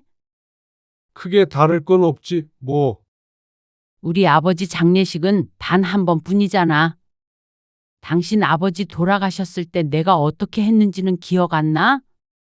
그건 참나 미안하다. 미안해. 그러니까 그만해. 아주 남편을 잡으려고 하네. 사업차 꼭 필요한 모임이었어. 알지도 못하면서 화만 내고 그래. 그래. 그 사업 도대체 언제 할 건지는 몰라도 알았어. 더 이상 얘기 안 할게. 그러자 남편의 표정이 환해졌습니다. 하지만 백 씨의 말은 그게 끝이 아니었습니다. 근데 당신이 안 온 건 우리 아버지 장례식이 아니야. 그게 무슨 말이야? 어리둥절해 하는 남편에게 백 씨가 말을 이었습니다. 당신이 안 온 건 우리 결혼 생활 마지막 날이야. 뭐, 무슨 말인지 모르겠다는 듯이 인상을 찌푸리는 남편. 곰곰이 말을 곱씹더니 헛웃음을 지으며 말했습니다. 뭐라고? 우리 결혼 마지막 날? 그래. 야, 참. 장례식 때문에 이혼하는 게 말이 돼. 너는 남편보다 돌아가신 아버지가 더 중요하냐? 이런 남편이라면 그렇지. 이런 남편? 말 다 했어. 그래. 이제 당신과는 할 말 없어. 이혼이 장난인 줄 알아? 이렇게 충동적으로 내뱉을 말 아니야. 그러면서 이번 한 번만은 넘어가 주겠다는 듯이 돌아서는 남편. 하지만 백 씨의 마음이 바뀔 일은 없었습니다. 어쩌면 진작에 파탄난 부부관계인지도 몰랐습니다. 삐그덕거렸던 것은 아주 오래전부터였죠. 남편이 그런 결혼 생활에 제대로 종지부를 찍어줬습니다. 어떻게 생각해보면 고마웠습니다. 이런 일이 없었더라면 70, 80까지 질질 끌어갈 관계였습니다. 그리고 그러면서 백 씨는 점점 지쳐갔겠죠. 이혼은 뭐 혼자 하냐? 남편은 콧방귀를 뀌었습니다. 이혼 도장을 찍어줄 수 없다며 말이죠. 하지만 백 씨는 집을 나올 준비를 했습니다. 며칠 동안 부동산을 다니며 혼자 살 집을 구했습니다. 그런 백 씨를 남편은 비웃었습니다. 분명히 남편의 휴대폰에서 사진 한 장을 발견할 때까지는 그랬죠. 남편의 휴대폰이 백 씨의 명의였는데 해지해버리기 위해서 휴대폰을 열었는데 제주도에서 찍은 사진을 보게 되었습니다.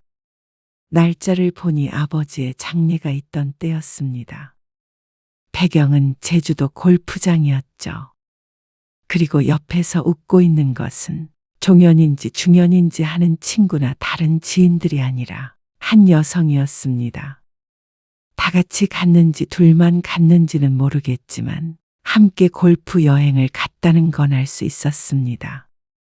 허리인지 가슴인지 모를 애매한 곳에 손을 두르고 볼을 딱 붙이고 있는 것이 둘의 관계가 심상치 않은 것 같았습니다. 그리고 넘겨본 사진에서는 좀 더 개인적이고 은밀한 모습을 볼 수 있었는데 제주도 여행을 하는 듯 했습니다. 누가 보아도 내연관계로 의심이 되었습니다. 백 씨는 충격받지 않았습니다. 이 정도로 충격받기엔 그동안 겪은 일들이 많았습니다. 백 씨는 이제 남편에게 어떠한 기대도 하지 않았습니다. 숨겨둔 애가 있다고 하더라도 놀라지 않을 자신이 있었죠. 나랑 이혼하고 그 여자랑 살아. 뭐, 대신 당신이 한 행동에 대해서는 분명히 책임을 져야 할 거야. 백 씨는 변호사 사무실을 찾아 이혼 소송을 했습니다. 남편의 휴대폰 안에 있던 사진들은 이미 백 씨의 손에 있었습니다. 그리고 백 씨가 그동안 몰랐던 것이지 증거는 차고 넘쳤죠. 백 씨는 조용히 이혼하는 조건으로 남편 앞으로 된 재산의 상당 부분을 받게 되었습니다. 처음부터 상간녀 소송 같은 걸 생각하지 않았습니다. 위험용으로 언급하기는 했지만 백 씨는 최대한 돈을 많이 받는 게 목적이었습니다. 이혼 후에 삶이 팍팍해지지 않으려면 그것이 가장 중요했죠. 결국에 백 씨는 그 해에 남편과 협의 이혼을 했습니다. 살던 집이 백 씨의 앞으로 넘어왔는데 곧장 팔아버렸습니다. 그 집에서 살고 싶지도 않았고 남편과의 추억을 떠올리고 싶지도 않았습니다. 남편과는 연락 한 번 안 하고 지냈습니다. 딸도 아버지에 관해 언급하지 않아서 어떻게 살고 있는지는 알지 못했고 알고 싶지도 않았죠. 그리고 그렇게 1년 정도가 지났을 때 남편에게서 연락이 왔습니다. 어쩌면 짐작하고 있던 연락이었습니다. 잘 살리가 만무했죠. 여보, 우리 어머니 돌아가셨어. 그래, 명복을 빌게. 당신은 안 올 생각이지? 설마 그걸 바라는 건 아니지? 그런 거 아니야. 그냥 당신이랑 떨어져 살다 보니까 말이야. 내가 당신한테 참 무심했더라고. 그걸 지금이라도 알았으니까 다행이라고 해야 해? 한번 다시 만나서 우리 가족에 대해서 얘기 좀 해보자. 우리 가족이라니. 나한테 가족은 이제 지영이랑 동생밖에 없어. 딸과 여동생만이 유일한 가족이라는 백 씨의 말에 남편은 말문이 막힌 듯 보였습니다. 그 여자랑 잘 안 됐나 보지. 그렇다고 당신하고 재결합할 거라고 생각했다면 당신은 정말 구제불능이다. 여보, 여보라고 부르지 마. 나는 당신하고 안 살면서 드디어 숨 쉬고 사는 것 같으니까. 다 늙어서 이렇게 남편을 버리는 여자가 어디 있어? 당신이 그렇게 원하는 자유를 주겠다는데 뭐가 문제야? 다시 한번 생각해줘. 남편은 화를 냈다가 설득했다가를 반복했습니다. 그 여자랑은 아무 사이도 아니야. 그리고 당신한테 다 퍼주고 나는 빈털터리가 됐는데 어떻게 살라는 거야? 알아서 잘 살아. 그게 남편과의 마지막 대화였습니다. 그 뒤로는 전화번호도 바꾸고 거주지도 알려주지 않았죠. 딸에게도 연락하는 것 같긴 했지만 딸도 아버지를 탐탁지 않게 여겼습니다. 그러니 남편은 혼자일 수밖에 없었습니다. 물론 시집 식구들에게 갔는지는 몰랐습니다. 더 이상은 모르는 사람처럼 살고 싶었습니다. 그리고 말년에 참 잘한 선택이었다는 생각을 했습니다.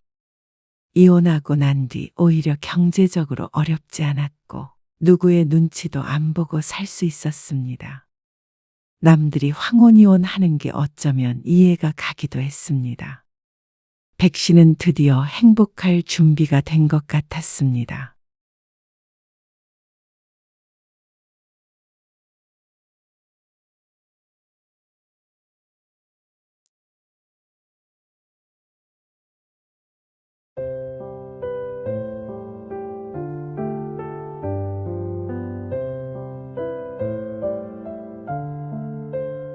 엄마 지금 너희 집 앞빵집 지나가고 있어.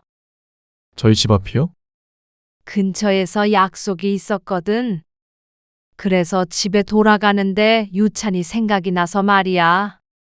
오늘 일정 없다고 하지 않았어? 너희 혹시 한가하면 잠깐 요 앞에서 봐도 되고. 아, 잠깐만요. 유찬이 엄마한테 한번 물어볼게요. 어쩌죠? 유찬이 엄마가 좀 미리 말씀을 안 해주셔서. 오기 전에 예약하기로 하셨잖아요. 너무한 거 아니니? 자식 손주 보는데 무슨 예약식이나 해? 오늘 이야기 속 주인공은 66세 황명자 씨입니다. 그리고 그녀의 아들과 며느리에 관한 이야기이죠. 황 씨는 며느리가 유별나다고 생각했습니다. 자신들의 집에 방문하려면 미용실처럼 예약을 미리 하라는 말에 처음엔 무척 황당했죠.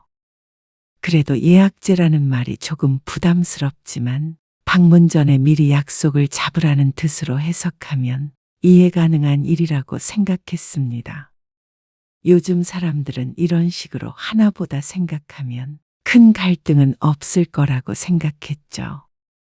하지만 계속되는 방문 거절, 그리고 예외적인 방문을 허락하지 않는 아들 며느리. 집 앞까지 간 시부모를 돌려보내는 며느리에게 실망이 컸습니다. 아무리 유명한 식당이나 미용실이라도 이처럼 매정하지는 않을 듯 했습니다. 그런데 그 야박함이 시부모에게만 해당됐던 것을 알게 된 이상 황 씨도 가만히 당하고만 있을 생각은 없었습니다. 그렇다면 자식들에게도 똑같은 기준이 적용되는 게 맞았습니다. 과연 그렇게 했을 때도 아들 며느리가 웃을 수 있는지 두고 보자 싶었습니다. 황 씨는 아들이 하나 있었습니다. 하나밖에 없는 자식이기에 각별하기도 했지만 아들이 참 부모에게 잘했습니다. 그래서 주변에서도 아들 하나는 잘 키웠다며 칭찬을 하곤 했죠. 그런데 그런 아들이 효심이 깊은 것이 아니라 그저 자기 주장이 없고 우유부단한 성격이었던 것뿐이라는 사실을 뒤늦게 알게 되었습니다. 아들이 결혼을 하고 가정이 생기니까 알고 싶지 않아도 알 수밖에 없었습니다. 아내의 말을 잘 들으니 말이죠. 그런데 아내의 말을 잘 들으니까 반대로 부모는 등한시하게 될 줄은 몰랐습니다. 오셨어요? 그래. 잘 있었니? 아들 며느리가 결혼하고 얼마 안 돼서 황 씨 부부는 아들 집에 초대를 받게 되었습니다. 그것도 결혼한 지 한두 달 지났을 때였습니다. 집을 황 씨 부부가 해줬기 때문에 언젠가는 초대해야 한다는 압박감이 있었던 것 같았습니다. 그러니 그때만 예외적으로 자발적으로 먼저 초대를 해줬을 것이었습니다. 그것도 물론 나중에 깨닫게 된 것이었지만 말이죠. 자주 놀러 오세요. 자주 오기는 신혼집에 자주 오면 눈칫밥 먹지. 안 그래? 아들의 말에 대답을 하며 며느리를 향해 말을 했더니 며느리가 이상한 표정을 지었습니다. 솔직히 자주 오시면 부담스럽죠. 너무나도 솔직한 말에 황 씨는 잠시 말문이 막혔습니다. 빈말로라도 자주 오라는 소리를 할 줄 알았는데 말이죠. 물론 그렇게 말한다고 자주 오지는 않았겠지만 내심 서운한 것은 사실이었습니다. 그래도 그 마음을 모르는 건 아니었습니다.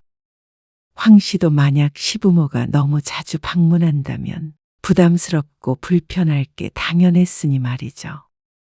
요즘 젊은 사람이라 말을 직설적으로 할 뿐이지 마음은 황 씨의 세대와 다를 바 없다고 느꼈습니다. 그래서 며느리의 말에도 불안은 없었습니다. 그런데 점점 시간이 지날수록 황 씨와는 좁힐 수 없는 세대 차이가 있음을 느끼게 되었습니다. 황 씨 부부는 처음 아들네 집에 방문해서 즐거운 시간을 보냈습니다. 며느리는 정성껏 음식을 준비했고 저녁까지 있다가 돌아왔습니다. 그리고 그 뒤로는 황 씨가 아들네 집에 갈 일은 전혀 없었습니다. 근 2년 동안 한 번도 가지 않았죠. 그러다가 며느리가 아이를 낳게 되면서 조금씩 왕래를 하게 되었습니다. 어머님, 오늘 애기 좀 봐주실 수 있으세요? 오늘 바로? 네. 갑자기 일정이 생겼는데 저희 엄마가 바쁘셔서. 아이고, 나도 오늘은 일이 있는데. 아, 정말요?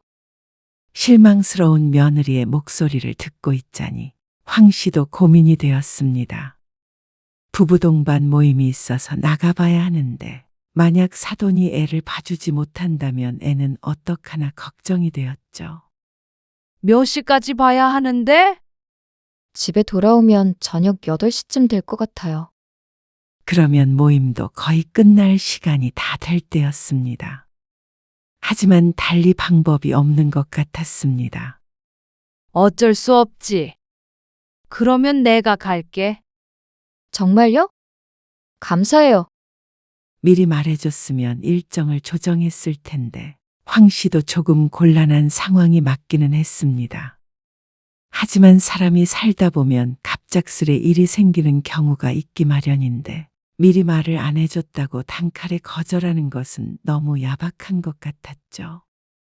황 씨는 모임 일정을 취소했습니다. 부부 동반 모임이었지만 부득이하게 남편만 보내게 되었죠.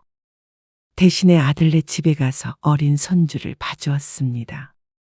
아들네 집은 처음엔 어색했지만 이제는 꽤나 익숙해졌습니다. 아이를 봐주러 일주일에 한 번 정도는 들르게 되는 것 같았죠. 요즘에 뭐하고 지내니? 연락이 통 없어서. 그러던 어느 날 아들네가 한 달가량 연락이 없을 때가 있었습니다. 아이조차 맡기지 않아서 뭐하고 사나 궁금하기도 했고 손주도 안 보니까 눈에 아른거렸습니다. 그래서 아들에게 전화를 걸었죠. 아, 이틀 전까지 장모님이 와 계셨어요. 아, 그래? 오래 계셨나 보지. 한 3주 정도 계셨던 것 같아요. 그런 말은 듣지 못했기에 조금 놀랐습니다. 사도는 바쁘시다더니 요즘엔 안 그러신가 보지? 그게 장인어른이랑 좀 그러면서 하는 소리가 바깥 사돈과 다투고 짐을 싸들고 들어왔다는 것이었습니다. 갑자기? 네. 아무튼 근데 잘 해결돼서 가셨어요. 그래서 애도 한동안 안 맡겼나 보다 생각했습니다. 어찌 보면 며느리 입장에서는 훨씬 편했을 것 같았습니다. 물론 같이 지냈던 황 씨의 아들이야 좀 불편하긴 했을 테지만 말이죠. 안 본 지 꽤 됐잖아. 그래서 우리 유찬이 얼굴 보러 한번 갈까 했지. 아, 잠시만요. 그러면 유찬이 엄마 바꿔드릴게요. 아들이 된다 안 된다 소리를 하지 않고는 며느리에게 전화를 바꿔주겠다고 했습니다. 그러고서는 한참을 기다린 후에야 며느리가 전화를 바꿔들었습니다. 네. 어머님, 아, 유찬이 좀 주말에 보러 갈까 해서 전화했어. 주말이면 뭐래요? 달력을 보니 목요일이라 이틀 뒤면 토요일이었습니다.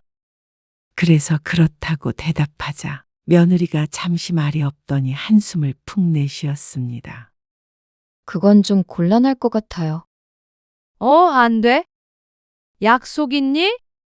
그건 아닌데요. 너무 갑작스러워서요. 이틀 전이 그렇게 갑작스럽다고 생각하지 않았던 황 씨는 잠시 당황했습니다. 어쩐지 며느리가 꺼리는 듯한 느낌을 받았죠. 그러면 일요일에 갈까? 다음 날 출근이니까 그것도 좀 불편해서요. 그 다음 주에 시간이 될지 제가 체크해 볼게요. 그래, 알았다. 연예인처럼 스케줄을 체크해 보겠다는 말에 황당하긴 했지만 바쁜 일이 맞나 보다 생각했습니다. 그런데 이어지는 말에 조금 어이가 없어졌습니다. 앞으로 저희 집에 오시려면 미리 말씀해 주셨으면 좋겠어요. 당연히 미리 얘기를 하고 가지. 그냥 가는 사람이 어디 있어? 그러니까 황 씨가 아들에게 전화를 했던 것이었고 말이죠. 그런데 며느리가 생각하는 미리와 황 씨가 생각하는 미리는 조금 다른 듯 보였습니다. 아니, 당일에 말씀하시거나 전날에 말씀하시는 거 말고요. 최소한 일주일 전에는 예약을 해주셨으면 좋겠어요. 뭐? 예약? 뜬금없는 단어에 황 씨가 헛웃음을 지으며 되물었습니다. 부모 자식 간에 방문하면서 나올 만한 단어는 아니라고 생각이 되었죠. 그런데 며느리는 태연했습니다. 네.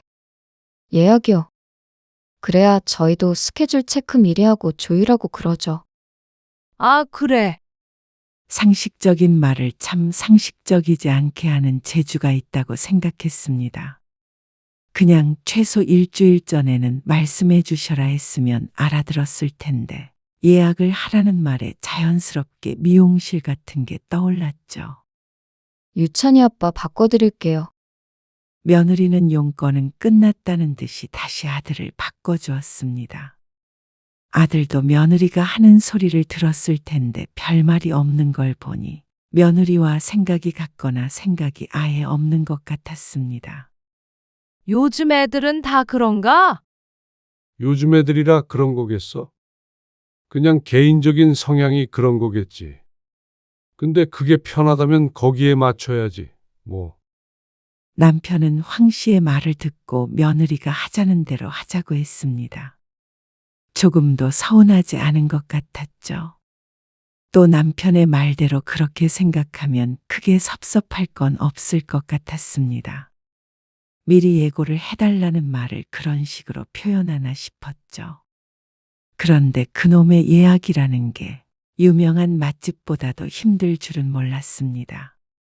다음 주 수요일에 잠깐 들러서 뭐 좀 주고 가려고 하는데 괜찮아?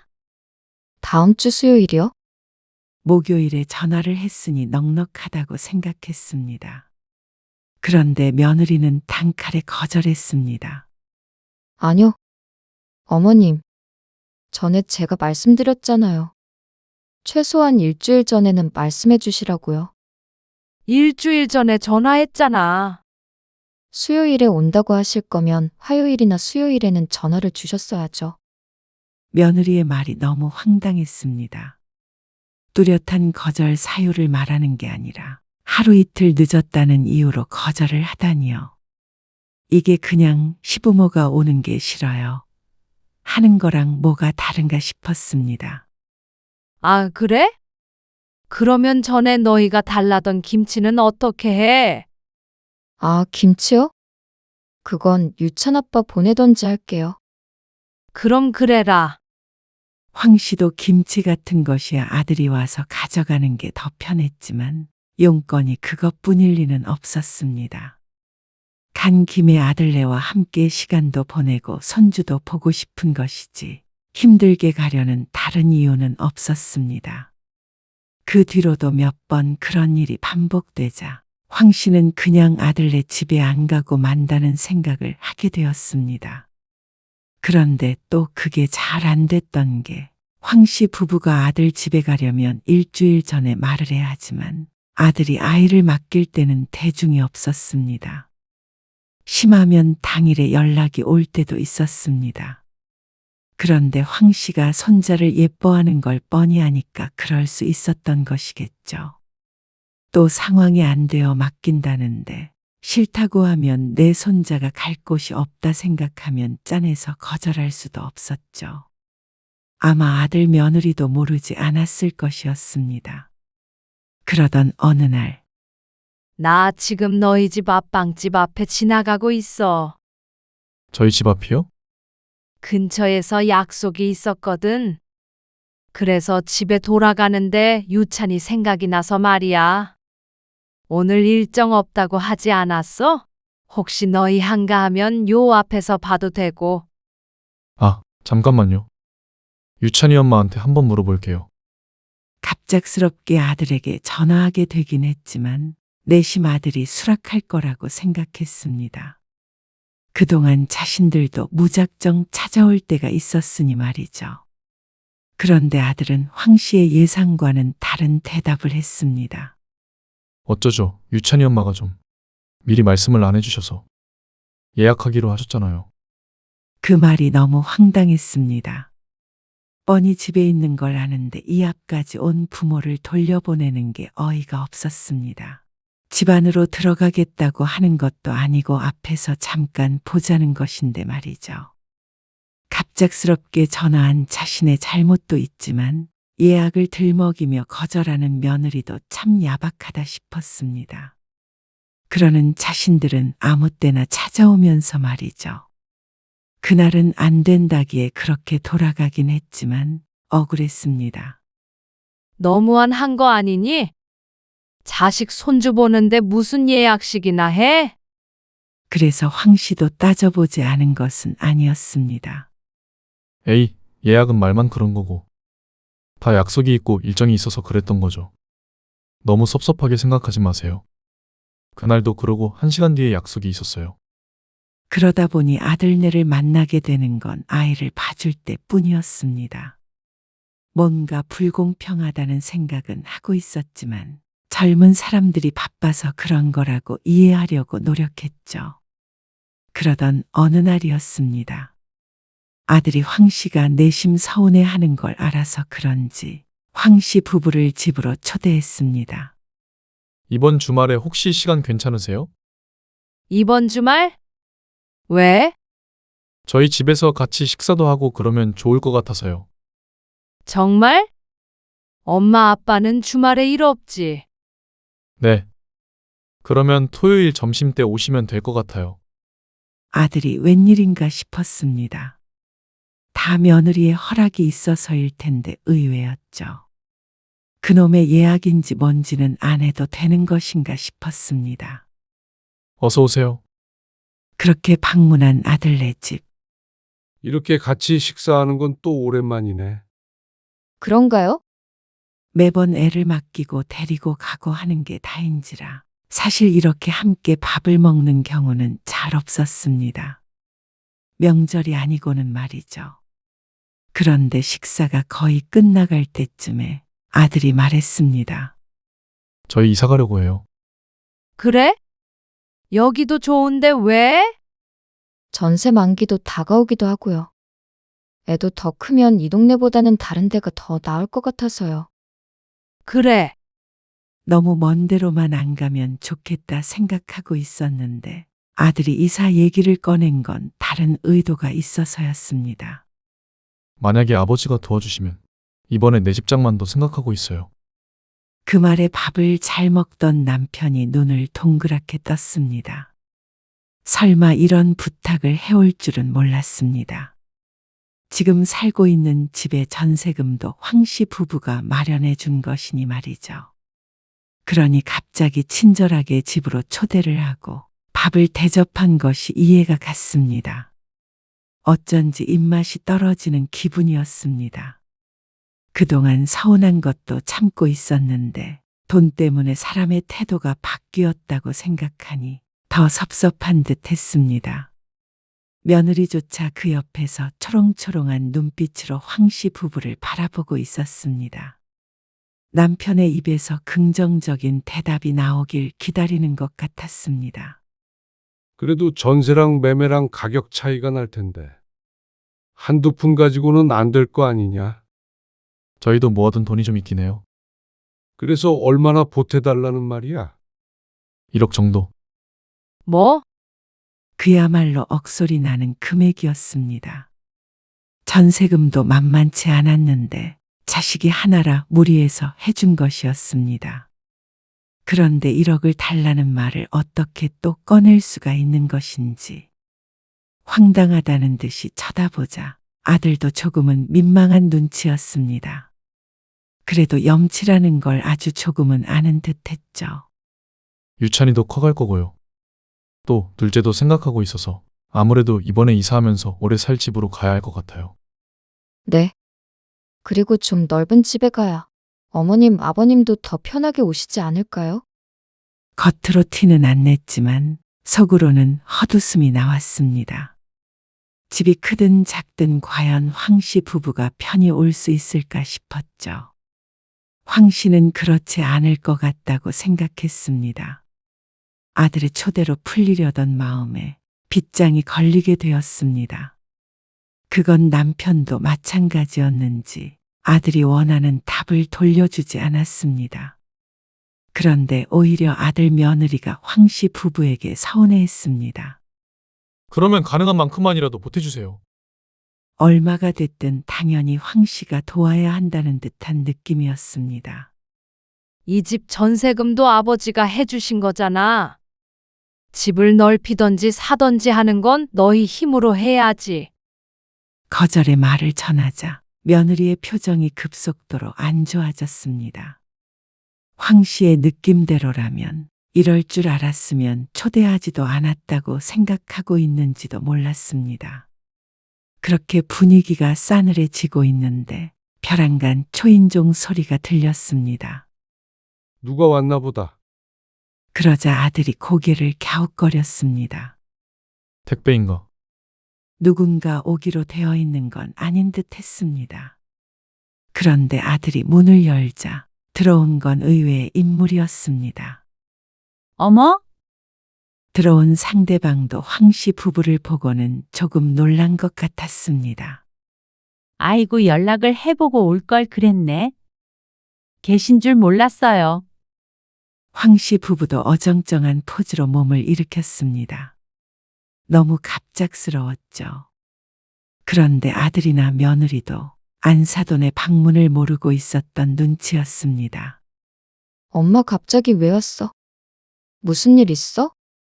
무슨 일은? 주말이라 그냥 왔지. 유찬이도 보고 네 아빠 얼굴 안 보고 겸사겸사? 그러더니 황 씨를 보고는 민망하다는 듯한 웃음을 흘렸습니다. 그런데 먼저 와 계셨구나. 나도 참 버릇이 돼가지고 연락할 생각을 못했네. 안사돈은 그 말이 어떤 여파를 가져올지 모르는 눈치였습니다. 아들도 아차하는 얼굴로 황 씨 부부의 눈치를 봤습니다. 그리고 황 씨는 기가 차서 말도 나오지 않았죠. 바보가 아닌 이상 눈치를 챌 수 있었습니다. 안사돈이 연락도 없이 방문한 것이었고 이번이 처음이 아니라는 것. 그리고 며느리나 아들도 용인을 했다는 점 말이죠. 며느리의 법대로라면 안사돈은 돌려보내야 맞았습니다. 그런데 자신의 친정엄마한테는 예약이니 뭐니 하는 소리는 꺼내지 않았습니다. 황 씨는 이 상황이 너무 충격적이었습니다. 안사돈은 거실에 자연스럽게 자리를 잡고 앉았습니다. 우리 유찬이 잘 있었어? 손자 보기에 바빴죠. 그리고 아들의 반응도 어이가 없었습니다. 황 씨의 눈치를 보면서도 장모에게 아무 말도 못하고 있었습니다. 지금 이 상황이 납득이 가지 않는 게 황 씨 부부뿐인 것인지 황 씨는 그간의 서운했던 감정도 폭발했습니다. 억울하고 섭섭한 일이 있어도 그게 아들 며느리의 방식이라면 이해해야 한다고 생각하고 참고 지나갔던 일들이 많았습니다. 황 씨도 옛날 사람이었지만 그래도 맞춰가려고 많이 노력했다고 생각했죠. 그런데 그게 황 씨 부부에게만 적용됐던 법칙이라고 생각하면 열불이 다 났습니다. 그리고 바보같이 입만 다물고 있는 아들도 원망스러웠습니다. 뭐가 부족해서 자기 부모가 무시를 당해도 가만히 있고 장모는 저렇게 떠받들고 있는 것인지 몰랐습니다. 황 씨는 아들 며느리가 이렇게 나온다면 황 씨도 더 이상은 가만히 있고 싶지 않았습니다. 어머, 어떡해요? 네? 뭐가요? 예약 안 하시면 여기 못 들어오시는데 네? 무슨 예약이요? 이 집이요. 최소 일주일 전에는 예약을 해야 올 수 있는데 예약 안 하셨잖아요. 그렇죠? 무슨 말씀 하시는 건지. 이렇게 뵙게 돼서 반갑긴 한데 아쉽지만 다음에 다시 뵈야겠네요. 우리들이 젊은 사람들을 이해해야죠. 안 그래요?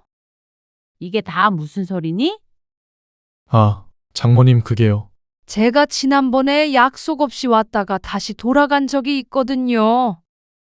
그때는 좀 섭섭하긴 했는데 이제는 이해해요. 서로 사생활이라는 게 있잖아요. 그래서 지금 저보고 돌아가라는 말씀이신가요? 제가 그러라는 게 아니고요. 애들 생각이에요, 애들. 어쩔 수 없죠. 앞으로 미리 예약하셔요. 아니 무슨 식당도 아니고.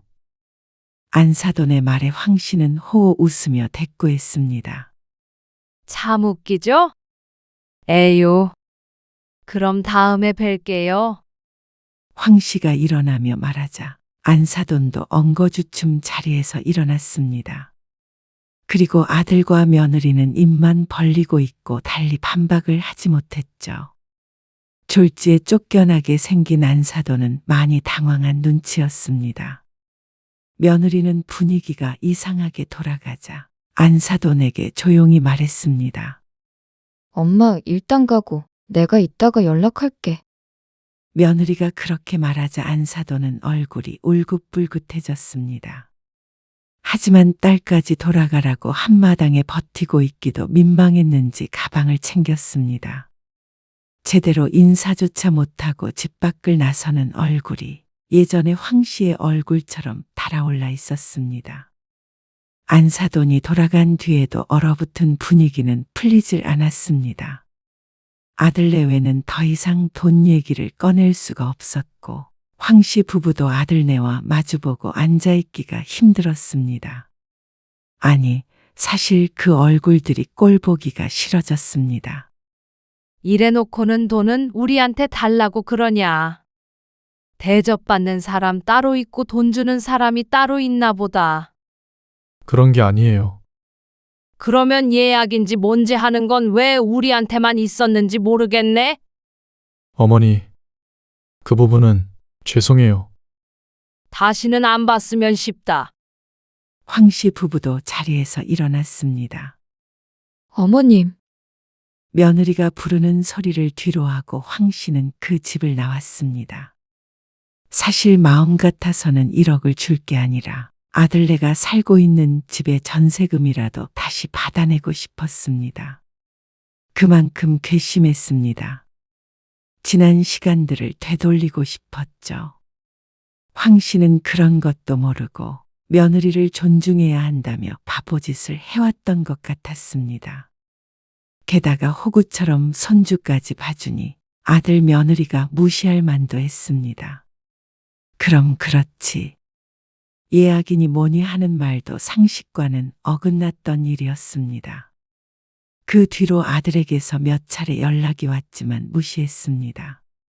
앞으로는 다시는 보지 않겠다는 다짐을 하며 말이죠. 남편도 마음 약한 사람이었지만 이번만큼은 충격이 컸던 것 같았습니다. 휴대폰에서 아들의 번호를 차단해버리기까지 한 걸 보면 황 씨만큼이나 아들에게 실망한 듯 했죠. 반면에 아들 며느리는 애가 타들어갔습니다. 황 씨에게 부탁해야 할 일이 많았으니 말이죠. 그러니 자꾸만 미안하다며 연락을 해댔습니다. 어쩐지 전세가 역전이 된 것 같은 느낌이었습니다. 하지만 그 정도 사과의 마음이 움직일 리가 없었습니다. 그동안 당한 서름이 컸으니 말이죠. 그런 상태가 한 달 가까이 지속이 되자 아들과 며느리가 손자를 데리고 찾아왔습니다. 황 씨는 대문 앞에서 문만 살짝 열고 아들 며느리를 대면했습니다. 어쩐 일이야? 연락도 없이. 연락을 받으셔야 연락을 하고 오죠. 아들은 꽤나 억울한 듯 보였습니다. 저희 지금 좀 힘든 상태예요. 뭐가? 유찬이도 돌봐줄 사람이 없고 이사 문제도 그렇고요. 그러니까 그런 아쉬운 점들 때문에 황 씨 부부에게 숙이고 들어올 수밖에 없었던 듯했습니다. 사실상 갑은 아들 며느리가 아니라 황 씨 부부였는데 자식이라는 이유만으로 황 씨가 을 노릇을 해왔던 것 같았습니다. 하지만 아무리 전세가 역전되었다고는 하나 또다시 그 일을 할 마음은 없었습니다. 들어가서 얘기하면 안 될까요?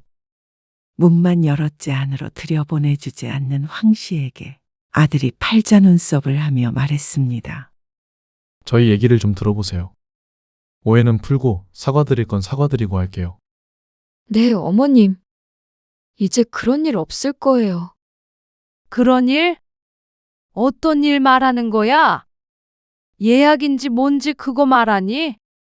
안사도는 자유롭게 드나들고 말이야. 네, 이제 어머님도 미리 말씀 안 하고 오셔도 돼요. 싫다. 남의 집에 왜 말을 안 하고 가니? 남의 집이라뇨. 자식 집인데. 아니, 서로 사생활이 있는 거잖냐.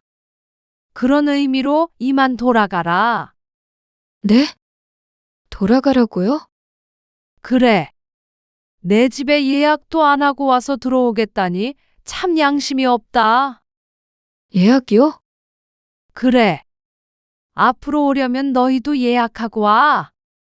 그런다고 예약을 받아줄지 말지는 모르겠지만 어머니! 그럼 잘 가라. 그러고 문을 쾅 닫아버렸습니다. 손자를 데리고 오면 해결될 줄 아는지 그렇게 황 씨 부부가 찾아갈 때는 매몰차더니 갑자기 태도를 바꾼 것이 육아나 돈이라고 생각하면 괘씸했습니다. 이렇게 이기적이고 제멋대로인 자식과는 더는 할 말도 없었습니다. 손자도 안 보면 될 일이었습니다. 아무리 손자가 예뻐도 아들 며느리에게 재산 떼주고 호구 노릇 해가며 보고 싶은 것은 아니었습니다. 그동안 자신들이 참 미련하게 살았다 싶었습니다. 이제라도 그 실체를 알게 됐으니 어떻게 보면 참 다행이었습니다. 따지고 보면 며느리가 고마운 일을 해준 것이었죠. 황 씨 부부는 명절에도 아들네에게 문을 열어주지 않았습니다. 이사를 했는지 어쨌는지 알 수는 없지만 그것도 더는 신경 쓰지 않을 참이었습니다. 이제는 자식과 거리를 두고 부부의 삶이나 신경 쓰며 살기로 마음먹었죠. 그러니 며느리 눈치 볼 일도 없고 손자를 보기 위해 아쉬운 소리를 할 일이 없었습니다. 아들은 뒤늦게 잘못을 빌며 용서를 구했지만 황 씨의 마음은 이미 다쳐버린 후였습니다. 주말에 찾아뵐게요. 예약하면 되죠? 방문하려면 미리 예약하라면서요. 그러면 가도 되나요? 어쩌냐? 이제는 예약 안 받아. 왜 예약을 안 받아요? 주인 마음이지 뭐. 어쩌면 며느리의 아이디어가 참 좋은 아이디어 같기도 했습니다. 이렇게 아들의 얼이 빠지게 만들 수 있으니 말이죠.